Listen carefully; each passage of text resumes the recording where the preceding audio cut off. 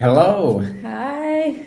Hello to all of you who came to the International AMiCUS Online Congress. The day is here, the Congress is here, Finally. and we are so happy that so many of you have joined the Congress app, filled the registration, and you are now with us. So we are very happy to be with you, and we're very happy that you will participate in the upcoming review sessions. The subtitle of the Congress is Being a Jesus Follower in the 21st Century. This has been our main focus for every review online session. And we believe that in order to answer the question, what does it mean to be a Jesus follower now in these days? It's important to discover also the true meaning of real new normal, real love, real future, real church, but also real relationships, real hope, and finally, real Jesus. The last three topics are in the program for the next 3 days, starting tonight. And tonight we will discover the first one. So, welcome again. We are very happy to see you all. And today's topic is real relationship. This time, since it's the Congress, we have something very special prepared just to get to know you guys, to see where you guys are from, not only from the comments, but in a very special way. And so I would like to ask all of you to get your phones out, open the camera, and in a few moments we will see a quiz on the screen, and it's going to be an interactive presentation for us. And so just take out your camera, find the QR code. Okay, I'll try. I'm going to do it too. And we can start with the quiz and the first question. Okay, Mentimeter, welcome and hello. You I can see it. Yeah. Hope you see it too. There are some hearts there, so you can give us some hearts on the screen. And once we'll be ready, we can go and start with the first question on there. Okay, I see already 15 some hearts hearts. here. Okay. Awesome. So the first question, what country are you connecting from? Exactly. So I'm going to find your country. Czech Republic and Slovakia. Exactly. Let's see how many. Okay, Spain is number one for now. Also, there's a lot of other countries. Italy, Portugal, Spain, Romania, France. Czech Republic is rising up. Yes, finally. Awesome. There's also Switzerland and France and Bulgaria. That's amazing. There's a lot in Spain. There is a battle between Spain and the rest of the world. Exactly. Okay, 33 people have already answered. That's amazing. Okay, so perfect. The second question. So, who are you connecting with? Are you with a group of friends or at church? Are you by yourself? Okay, you can submit your answer. There's a lot of people that are enjoying the quiet evening. That's very nice. Awesome. By myself. Okay, with my family. You are my family, so yeah, that's what I wrote. That's my answer. That's what I wrote too. And with friends. Awesome. I think we can go to the next question. Okay, so a very important question. What are you most excited for tonight? You've probably been to some sessions already. If not, you can see which one you'd like to see. What is most exciting? I'm actually excited for everything, so I'm putting 10s everywhere. Obviously, we're very excited to meet Belinda, and the evening we're going to spend with her.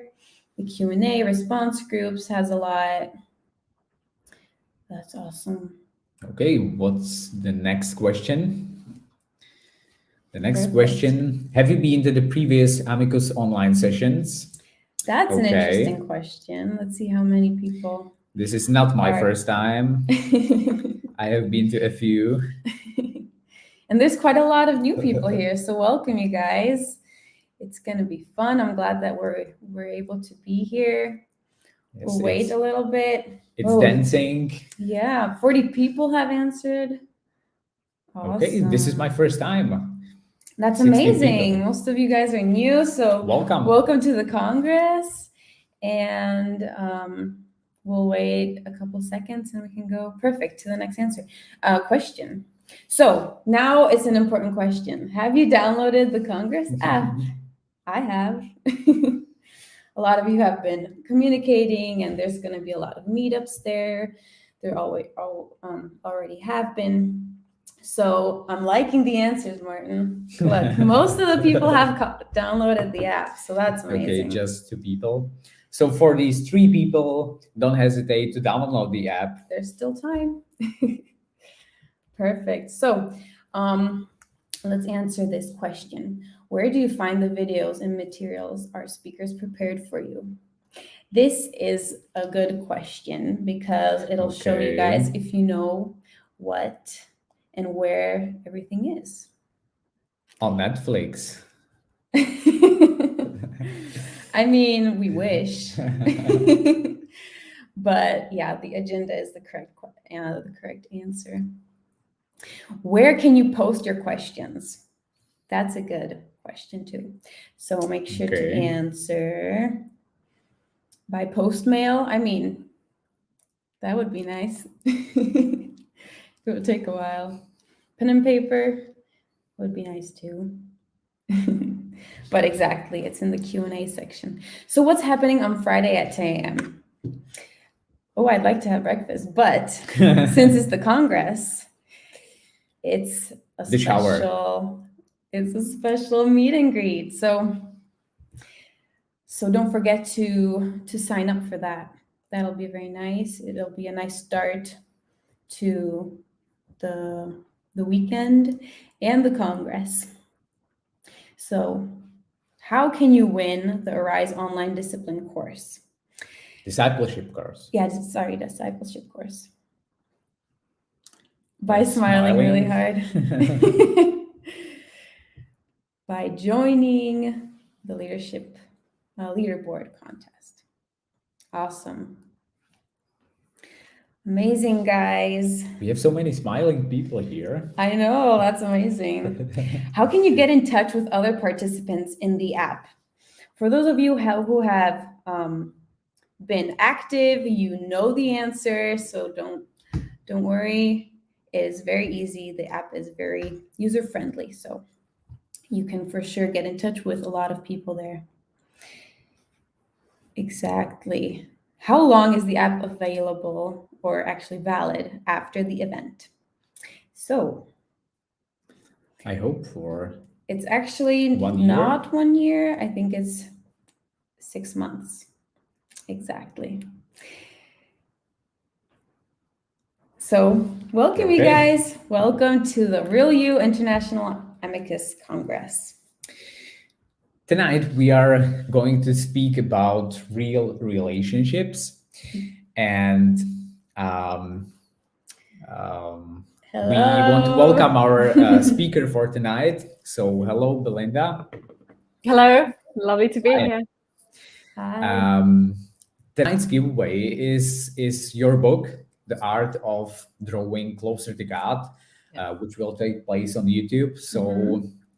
Maybe you can tell us a little bit about this book. Sure. So many years ago, I had the question of, well, how does God speak to me? Because I just thought, well, if he's speaking and I don't know how, then what's the point? And I really wanted to discover that more personally. And so I ended up going to climb Mount Sinai. I wanted God to appear to me like he did to the Israelites many years ago with something that would be concrete and clear that I could kind of hold on to. It was a kind of a pilgrimage. And from there, I came to some very interesting insights about how God spoke to me. So I ended up writing that as a book, but it didn't have enough words for a book to be published. And then I ended up combining it with part of my journey that I recorded in my journals. So the book is about it's about my experience, what I learned, but then the most part of the book is actually there to help you how to engage with biblical texts, to actually take you on a journey so that you can develop your right hemisphere, everything about, how to use the whole of your brain and your whole body and your whole being to really experience the voice of God, as we call it. So it's kind of a to-do kind of inspirational book, and you can use it as and when you want to. Wow, thank you. That's it. That sounds really amazing, you guys. And to win it, I mean, all of you already know how to do it. You just write hashtag real relationships into the comments, just as you can see on the screen below. And once you guys will write it in, you can type it really quick. And in a few moments, we will roll it so that we can figure out and see who our winner for tonight is. I'll just say for the winner, don't forget to send your information to our email. After that, I was gonna say roll it. First roll it. First the winners. So it's Roberta. Exactly. So congratulations, Roberta, and make sure to email us on at youth@eud.adventist.org. You can see it on the screen below. So don't forget to do that so that we can contact you and send you the book that Belinda wrote. Congratulations. So thank you for that. And I would like to take a moment right now to ask Daniele to join us tonight. Hello. Hello. Hello. Hey, Daniele. So excited to be here. Thank you for being nice here. To see you. Nice to see you. You originally you are from Spain. Yeah, I'm now in Spain, but I'm actually from Venezuela. Okay, nice. Yeah. Nice to have you here. I'm so glad to be here. Yeah. We would like to ask you to pray with us, and you can pray with us in Spanish. Okay, will be a pleasure. So let's pray. Gracias, Señor, por esta hermosa tarde, casi noche, en que estamos empezando este maravilloso programa que muchos jóvenes hemos estado esperando con mucha expectativa.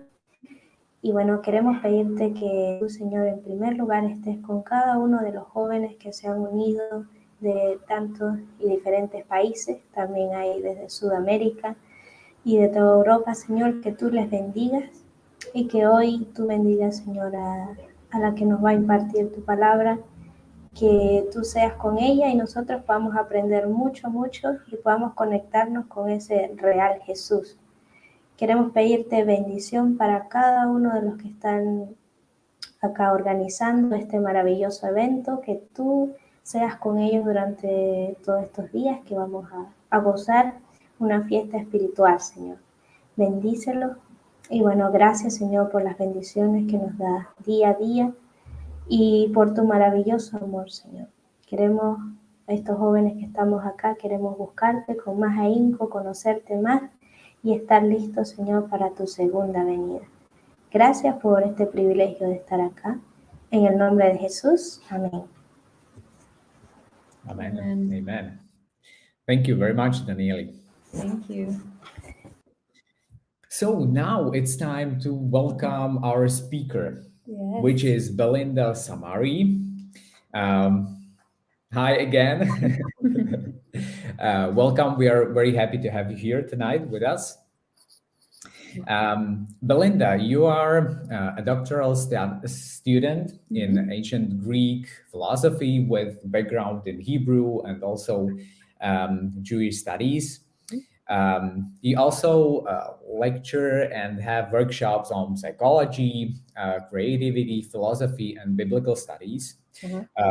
That is quite a lot of topics. And tonight, you will be talking about the world of relationships. Yes. That's our main focus for tonight. So it is so important to be able to navigate in this world and all the relationships we have in our lives.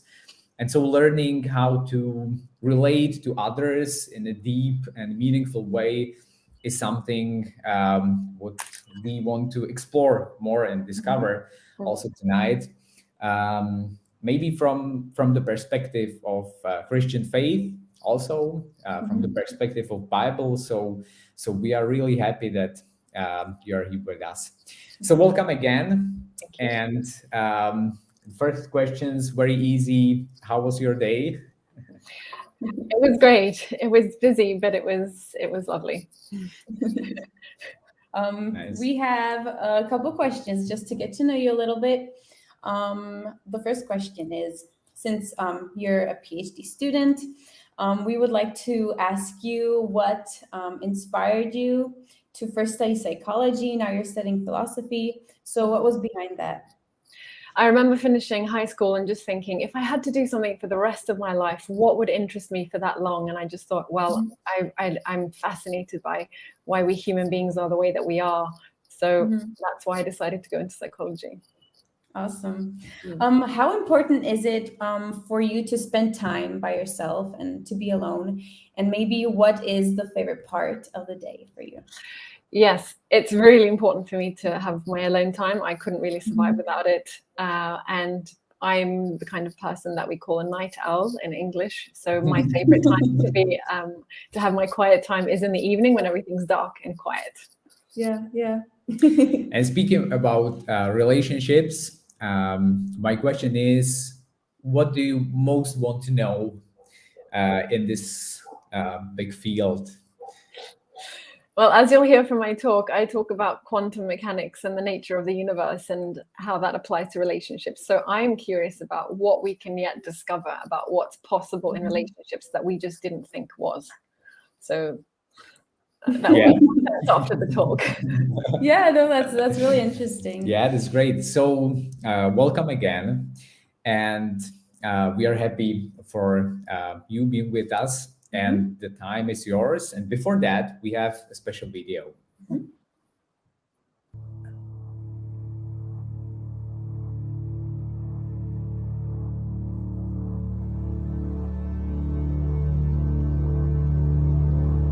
Feels like I've spent my whole life trying to be someone else in this world of expectations, where value lies in what others want you to be.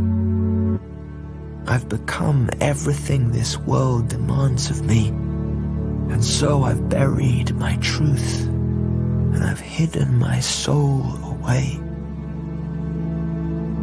I've hidden my deepest urges, stilled the dancing in my feet, hushed the music that swells through my spirit, ignored the dreams that cry to be free. I've locked up my struggles for fear of upset, cast off my honesty in case I offend, covered up my questions with fervent prayers, filled the silence with resounding songs, denied my pain, stopped my tears, silenced my screams, in a world that deems them indecent. I've patched up my brokenness with busyness, gagged my fears with postures of faith, while in reality, my head is swimming with doubts, and I hide, pretending to be someone who's got it all figured out. But when the doors are closed and the pressures flee, there is one who comes to me, calling to those places I've buried and erased, where my longings lie tethered in shame, and the voice that's forgotten how to speak, and my shattered self-belief, and my thirsting soul crying to be free. And it is here that love breathes, on the embers of a fading flame, drawing the mask from my face, speaking my true name, and calling to my soul to rise again. Because 'cause love doesn't cover up weakness, but embraces those that life has beaten. Love lets tears flow freely. Love laments richly the pain of living. Love speaks out fears with no fear of opinion. Love accepts that sometimes love is forsaken. Love wears the wounds as signs of greatness. Love holds the wrongs. Love sings its truest song. Love dances like a child. Love dreams fiercely, wildly, with no need to impress. For love knows its magnificence and shows it to the world. Love holds me, speaks to me, and this is what love says. I want you as you are, child of grace. Come out from the shadows and show me your face. Look into my gaze and see yourself revealed. My perfection.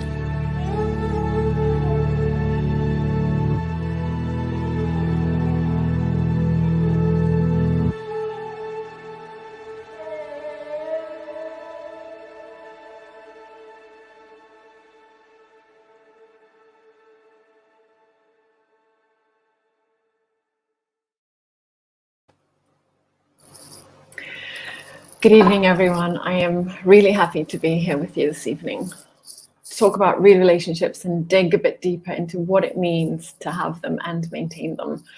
So in our time together, we're going to walk a path of real relationships, and it's formed of stepping stones. Now, first, we're going to explore the seen and the unseen. And then what we're going to explore is what we mean by relationship, what we mean by real, and then how do real relationships take place, and finally, why. And if you haven't possibly ever heard anything about the Bible or whatever, that's okay. Just stay with me and let's see how this goes. Let's walk together. So the grounding text for this talk is John 13:35, and they're Jesus' famous last words where he says, or part of his last speech, where he says, "By this all will know that you are my disciples, if you have love for one another." And by the end of this talk, it will be clearer why this text, but for now, just put it to the side. So as real relationships is a very general title, my basic narrower premise is that real relationships are those that are anchored in the unseen. We'll get to that in a second.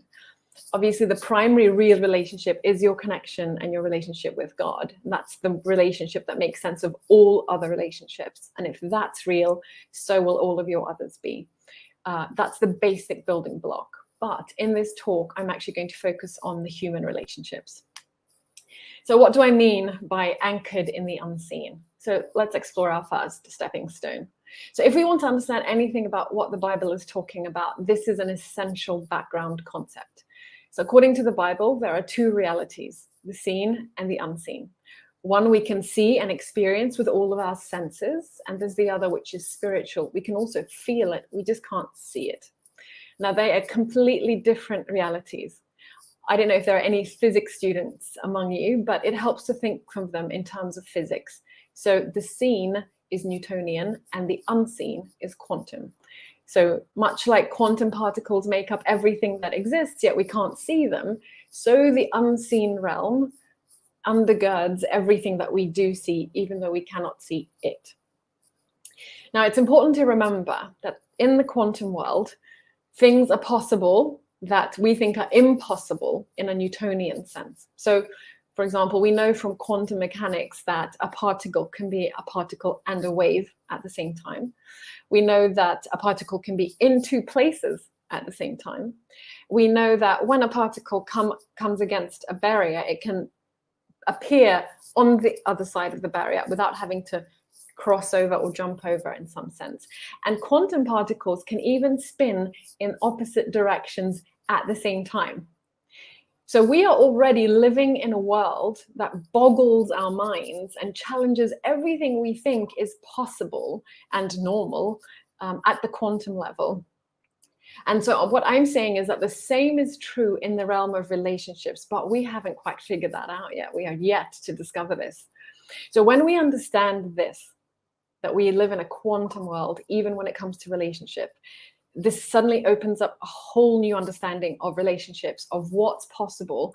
And this is where it really starts to get exciting. So in the biblical worldview, the unseen is the primary reality. It's the main place where everything happens. And there are two kingdoms in the unseen, light and dark. And those two kingdoms also manifest in the seen. Now, we human beings live in the intersection of these two realities. Now, we will explore some of this a bit more in the workshop that I'm doing afterwards. But for now, let me just tell you a very cool story that illustrates this point, and a very famous Bible verse before we move on. So in the book known as 2 Kings, in chapter 6, verses 13 to 17, we read about an episode in the life of a particular prophet called Elisha.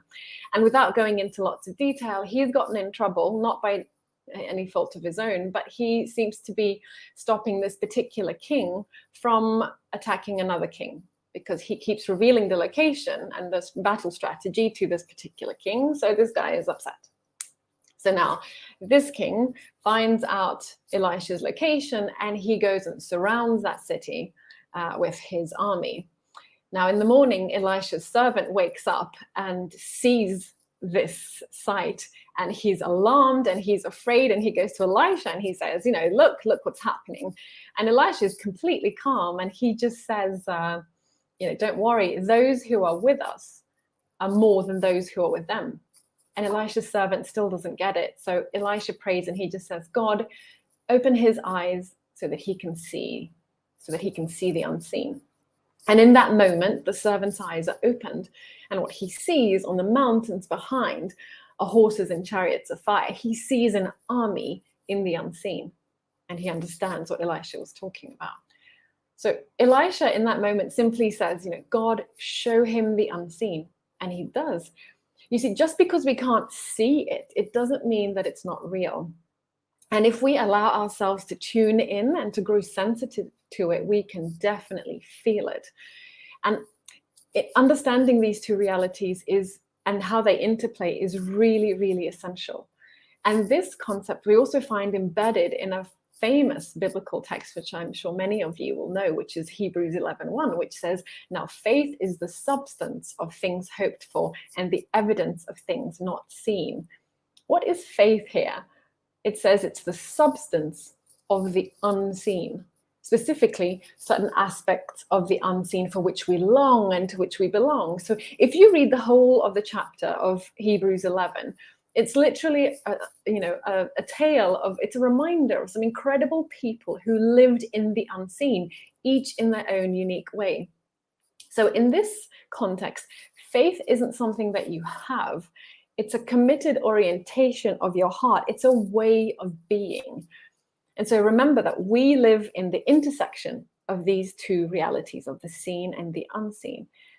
And so in the example that we just saw, Elisha simply says, he realizes that he lives in this intersection, and he realizes that he can see the seen, but he can also see the unseen. And so he is deeply anchored in the unseen. His whole being lives from the place of what's true in the unseen, not what's true in the seen.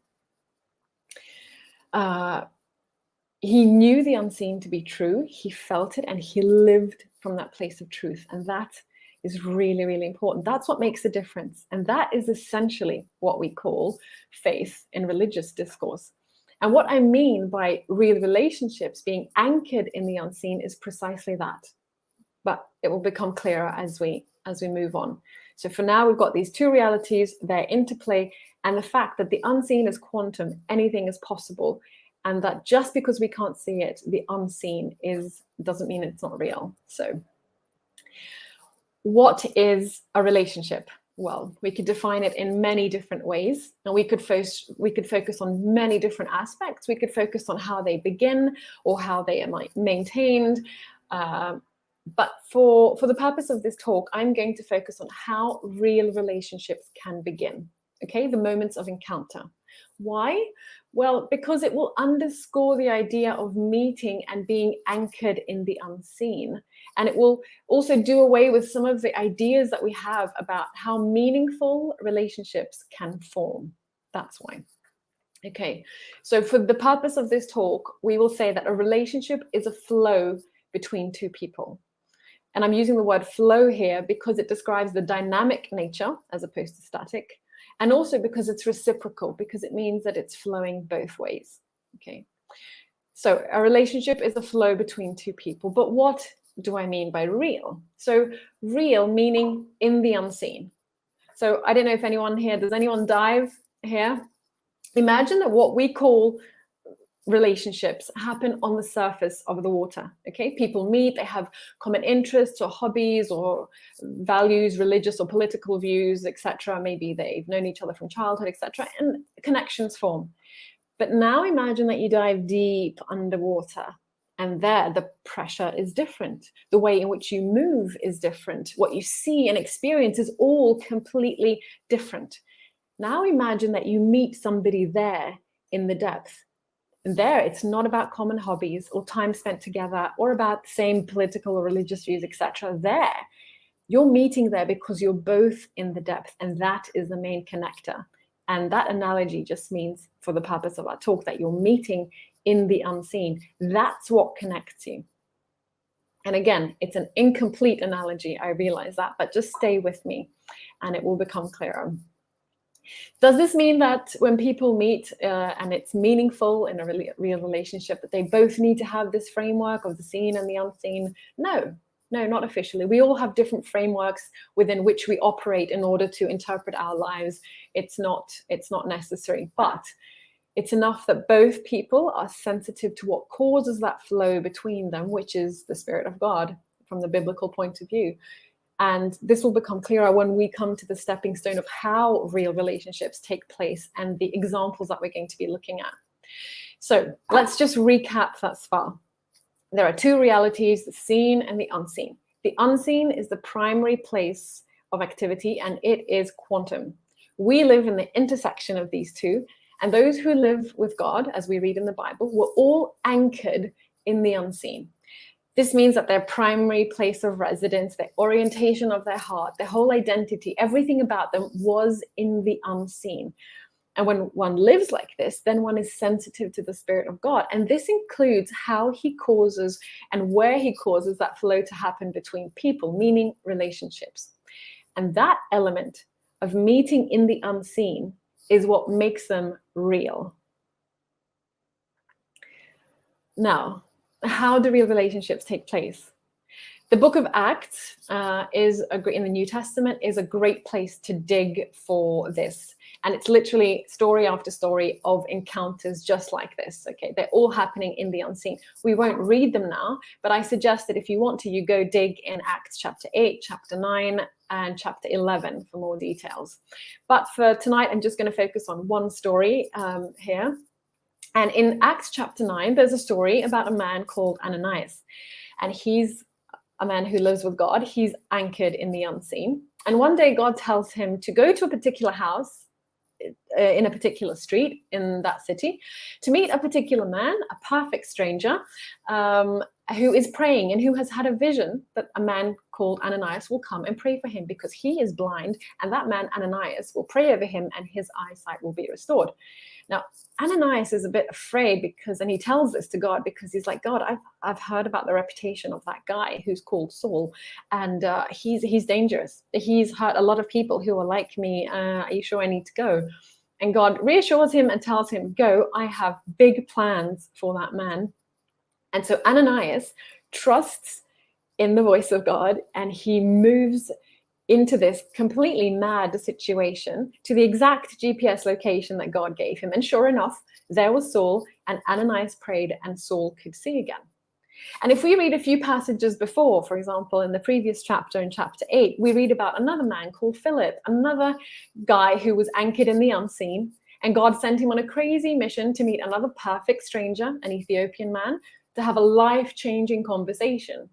And a bit later in Acts chapter 11, we read how another man who was anchored in the unseen, Peter, also followed his feet where the Spirit led him, to the house of a man called Cornelius, another perfect stranger, because God wanted to reveal more of his plan to both Peter and Cornelius. So I am underscoring the fact that they were perfect strangers here, because on the surface, remember, they don't have anything in common. Okay, it's not about common hobbies, interests, religious views, time spent together, none of that. Up until that point, Saul, for example, is an insider. He's a Jew, he's the religious mainstream, he has a position of authority. Ananias is not the religious mainstream, he's on the fringes, he's in the underground. Philip is a Jew. The Ethiopian is not only from another country and of another color, he's also in a different class. He works in the Ethiopian court. So these people are on opposite ends of the spectrum, politically, religiously, ethnically, their nationalities, in every possible way. The message is there's nothing on the surface to connect these people. But if we go to the depths, that's where things happen. If we tried to depict this in modern terms, it would be like a Christian meeting a non-Christian, or somebody who voted for Brexit, meeting a person who's pro-EU, or vaccinated, unvaccinated these days, all the rage. Just think about think about a little old lady in a village meeting a, high-flying businessman who works in the city. Think about any dividing lines in your context, in your city, in your country, whatever they may be, why stories, to take a Shakespearean example, it's a romantic example, but fine. Anyway, why are stories like Romeo and Juliet, for example, so powerful? Well, because something in us wants to believe that there is a kind of love that crosses and conquers these dividing lines that we humans draw, and there is. So real relationships overturn these conceptions and cross those dividing lines completely. And the Book of Acts and those examples underscore that in big red marker. So there is nothing in the scene to suggest that these people that we just talked about, that they would or even could have meaningful encounters or real relationships. But that's Newtonian, remember? We live in a quantum world where crazy things are possible. And these examples that we read about from 2,000 years ago are a proof of that. This is why people were attracted to these early groups of people who were following Jesus's way, who were living in the unseen, precisely because the way that they connected, the way that they loved each other boggled the mind. People would look at this and go, this doesn't make sense, but I can see it's real. How could such and such genuinely love each other and share their lives? How? It's quantum. That's how. So the world was quantum in the first century, and it's still quantum in our 21st century. And so now I'm just going to share a brief example, and I'll share more in my workshop later, but just one example from my own life before we move on to the purpose, the why of these encounters and real relationships. And to give privacy to those involved, I will not use names or places. So a few years ago, I was on a train. God had sent me somewhere. I didn't know exactly why I was going there or how long I would be there. I just knew that I needed to go there. So I bought a ticket and I sat on the train, and a woman sits next to me, and we begin to talk, and it's clear very early on that there is just a connection between us. We feel like we've known each other for years, and it's just all effortless, and there's a flow to it. There's a flow. And we talk for the duration of the whole journey, which I think was 5 hours. At some point, the person comes along to check out tickets. And in that moment, we discover that her ticket doesn't actually exist, as in the seat number on her ticket doesn't exist on the whole train, in any carriage. And it's a complete mystery how that could even happen. And then it's even more of a mystery how she came to sit precisely next to me of the whole train.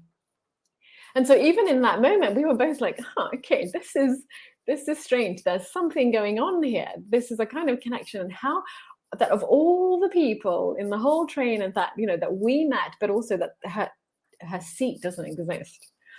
So we didn't see each other for a while after that, for a few years, and then God reactivated that connection. And the next time that we saw each other, even though years had gone by, it was as though no time had gone by whatsoever. And it was just clear to both of us again that something was happening here in this relationship, in this connection, that was not standard, everyday kind of, a template.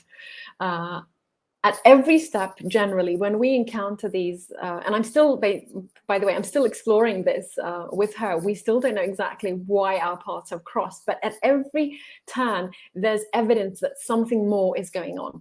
And in the workshop, we'll talk about more about how to recognize when what's a real relationship in these encounters. But let me now get to the final stepping stone. The question of why these real relationships take place.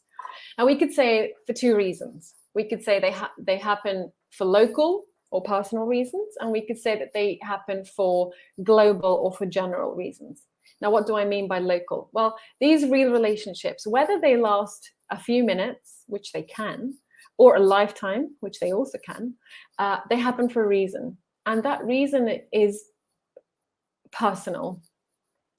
That means that it can be there to heal you of past wounds. For example, if you had, an absent or an abusive parent, etc., God might bring in a father figure or a mother figure, etc., to heal that wound, and He could do that in many different kind of ways. Possible reasons are also, it could be so that you could see what's possible in the unseen, so that some of those preconceptions or what you thought mattered in relationships, that you would understand that actually that really doesn't matter. This is at a whole other level. So it would remove your prejudices. Also, it can happen to deepen your self-knowledge so that you would understand something better about yourself. And in doing that you would also understand more about, what God is like in your life and what He's up to, what He's doing, also in the life of the other person, but for you as well. So among other things, for example, for Paul and Ananias in that example, it was to shatter precisely those preconceptions about where they can each encounter God in the unlikeliest of places. So that's the kind of local, personal reason why they can happen. But aside from that, there are also more global or general reasons. And this leads us to a fundamental concept, which we'll explore again later. But it's the concept of koinonia, which is the Greek word that describes the kind of connection and relationship that the early followers of Jesus had with each other. It means connecting with others who live in the unseen. In biblical terms, it would be to connect with other members of the body of Christ. It just means connecting with other people who are sensitive to the Spirit of God, and in doing so, being then part of the larger flow, of the larger movement of what God is doing in that moment, not just in your life, not just in the life of the other person, but in your city, in your country, and in the world. It's literally to plug yourself into the bigger picture in the unseen. Real relationships bring joy, meaning, fulfillment, contentment, a sense of purpose and depth, a deeper connection with God and with others. It's completely quantum. And this brings us back to the beginning in John 13:35, with which we began. This is why Jesus' last words on earth were, love one another as I have loved you. By this, when you live this, others are going to know that I exist, that I'm real, that this is true. When you live this way, he's saying, these kind of relationships are proof that I exist, that I can be trusted, that this reality, the unseen reality, the kingdom of light in the unseen, it is real and it is good. And so Jesus' last words were an invitation to go deeper and experience the fullness of quantum relationships. And that invitation still stands today.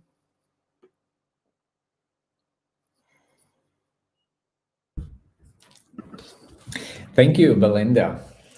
Thank you so much for showing us how to go deeper in relationships and how it's possible to connect with people. You were talking about the flow. I really like that word, between two people. I think it really defines the thing that's happening in between, two people.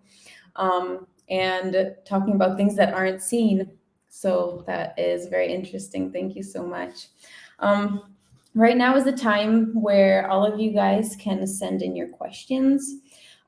Make sure to put it into the YouTube chat. and we will read one by one all the questions that we'll have enough time for, so that Belinda can answer them. So I think we can start with the first we can start one. with the first question, which is, Belinda, what is the most often barrier that keeps us from experiencing real relationships in the church? I don't know whether it matters whether it's in church or outside of church. I think often we have fears. I think fear is a massive barrier, different kinds of fears of getting hurt, fears of what will others think of us if we are different, or just in general, I find that fears are often a great barrier. Also, perhaps not being clear about where the flow is, for example, where the Spirit is moving, to use biblical terms, so that perhaps we might be trying to form something in a place where it's just not supposed to be formed, and actually that flow is happening somewhere else, and perhaps we're not open to that, precisely because we have all these prejudices or ideas, and that might be a reason why. I'm sure there are plenty, but these are the ones that come to mind now. Thank you. The second question we have here is, what are the red flags in a relationship? In a friendship, sorry. Yes. Goodness, there could be so many. It really depends. It really depends. I think that, I'll just have to pick an answer out of my hat now and just go with that. But if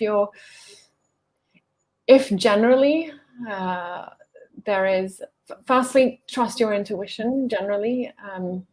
If you're feeling miserable all the time, if you feel that there's more negativity than positivity in the relationship, if it isn't inspiring, encouraging, if it doesn't bring you deeper into your own identity, into a wellness in every possible sense, I would say that's a big red flag.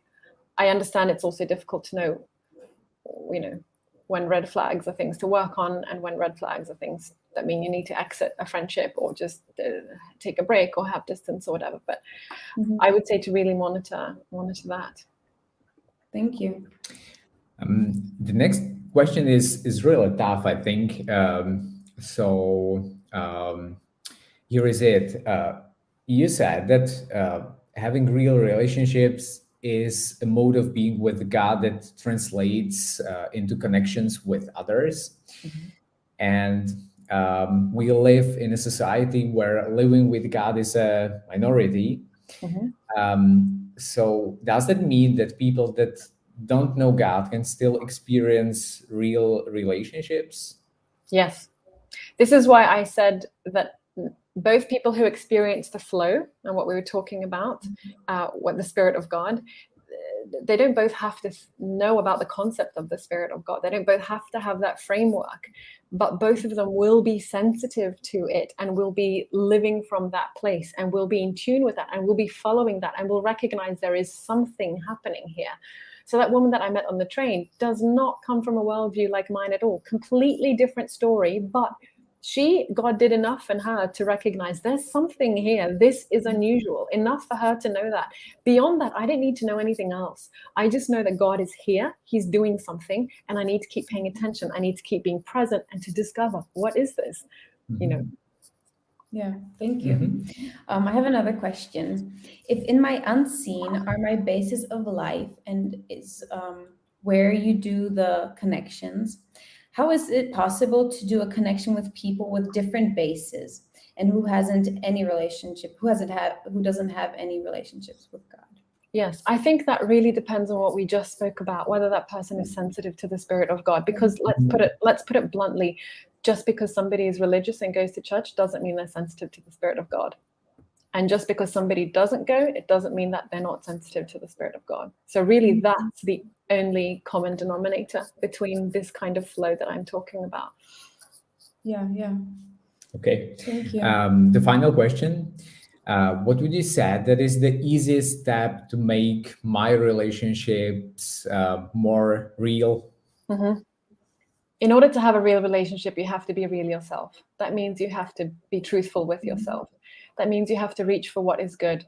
That means you have to have difficult conversations with yourself about who you are and what you want and where you're going. That means you have to ask difficult questions about who is God to me? How does he speak to me? And not give up when the answer is, I don't know. Because the truth is, without a living connection, like I said in the beginning, with God, these kind of relationships can't happen, because if you don't know how God speaks to you, you can't possibly, or at least not at that level. Let's put it that way. Let's put it at that level. Yes, you can move according to the Spirit of God, even without knowing about the concept of God, even knowing any of that. But there is more definition to be had, like a black and white TV from the 50s and 4K today is completely different. So the question is, how can I move into more of a 4K experience with God? And that's the place to go and dig and be persistent and develop that, because that changes your life. It transforms it. It's like literally being blind and then seeing. And how could you ever possibly imagine being blind again? Why would you want to live life that way? But it's hard. It's opposed. It's always opposed. So it requires stamina and courage and perseverance. And people who lived in the unseen throughout history have always been the minority. So that's the same now as it always was. We obviously have different challenges, but anyway. Thank you very much, Belinda. Thank you for your time. Thank you very much for your word and presentation and all these new questions and new thoughts. We really appreciate it. And I hope that... Thank you so much. You're very welcome. We want to close off this part with your prayer, if it's okay with Belinda. Yes. Are you okay to pray with us to close off this part? Sure. Okay. Thank you. Yes, of course, no problem. God, we are so grateful that there is more to what meets the eye. We're grateful that there is a world waiting to be discovered, that there are places that you want to take our hearts. There are dreams that you want to bring to fruition in our lives. We thank you that you are so much bigger than we ever could have imagined. And we thank you that you are good, that you can be trusted. We thank you for the invitation to live this crazy life with you and to experience a fullness of life that perhaps we have only ever dreamed about. I pray for every open heart that's with me right now in this moment, that you would touch that heart and that you would awaken it where it needs to be awakened, that you would heal it where it needs to be healed, that you would encourage and strengthen where there is weakness and fatigue. I pray that you would open the eyes of those who long to see the unseen but have struggled for one reason or another. I pray that you would bring depth and connection in the unseen to those hearts that are starving and lonely and isolated and in pain.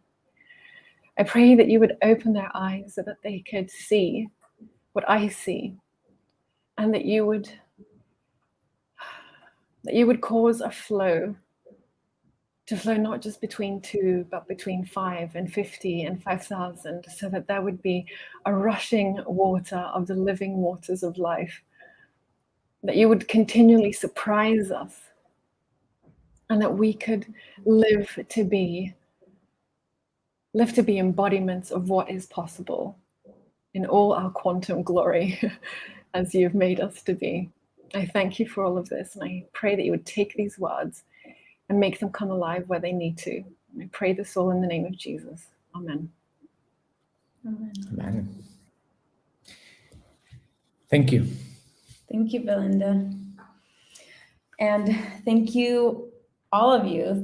I'm really grateful that all of you were here tonight, that we could be here together for the first AMiCUS Online Congress. And before we move on to the response group, we have some announcements we want to share with you. Remember that we have some activities for you tomorrow that you can follow in the Congress app, Huva, a meet and greet where you will be able to meet new people. And there is also space for a Q&A. So this part is open for you, and you can meet tomorrow Tihi and Belinda also, and you can address them all and answer your questions. and make plans. All the info is in the Congress app and also in agenda. So you can see it and follow it. Exactly. And now it's time for the response group. This time we have 4 different response groups. The first one will be conversation. Then there will be personal devotion, art, and go deeper, where Belinda will be continuing with the topic, also real relationships, as she already mentioned. So you can meet Belinda again, and now Exactly. response groups. Thank See you, you and see you Tomorrow. tomorrow again. Bye. Bye.